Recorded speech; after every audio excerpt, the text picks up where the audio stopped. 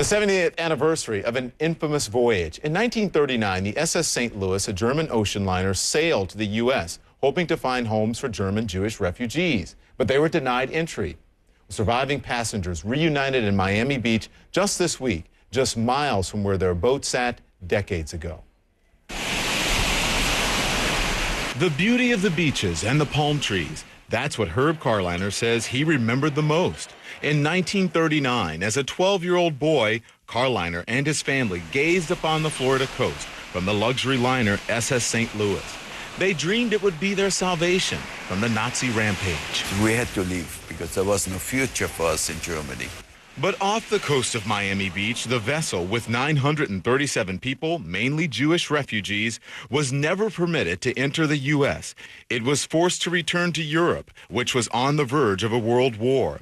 254 of them eventually died during Hitler's Holocaust. Now, we knew that this was a land of immigrants, founded and formed by people like ourselves seeking freedom and opportunity.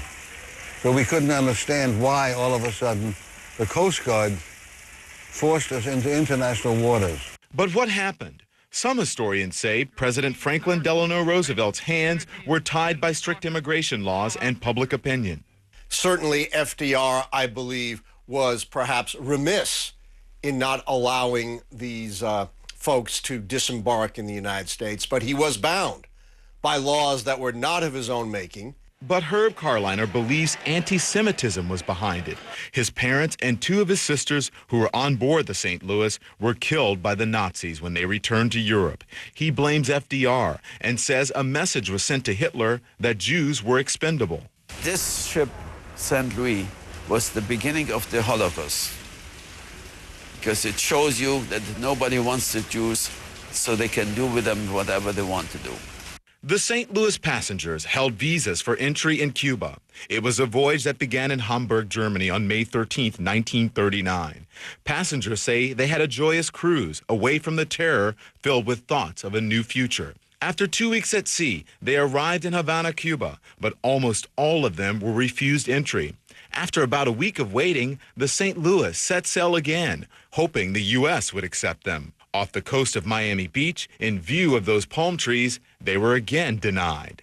Professor Alan Lichtman is writing a book on the era called FDR and the Jews. You can't judge historical figures from what we know today. They did not know that these countries would be overrun by Hitler, who would then be applying to these countries his horrific final solution for Jews. With no place to dock, the ship headed back to Europe. Philip Freund was one of the passengers. He said some of them talked about a mass suicide by jumping overboard. At least in the sea, they would die quickly, but in a concentration camp, they would be tortured, they would be humiliated, and they didn't want to go through that. The St. Louis was eventually cleared to dock in Antwerp, Belgium. The passengers were sent to France, England, the Netherlands, and Belgium. Some historians say FDR played a crucial role here. Roosevelt and his cabinet worked to try to find places of settlement for these people, and they succeeded. Some of them eventually settled in the U.S. What really happened will forever be subject of interpretation and disagreement. But on this day, the passengers of the St. Louis were together again near the same sand and palm trees that once gave them hope and disappointment. Very nice story. Very nice story. 70th anniversary. Okay, now time for some of your feedback. Some of you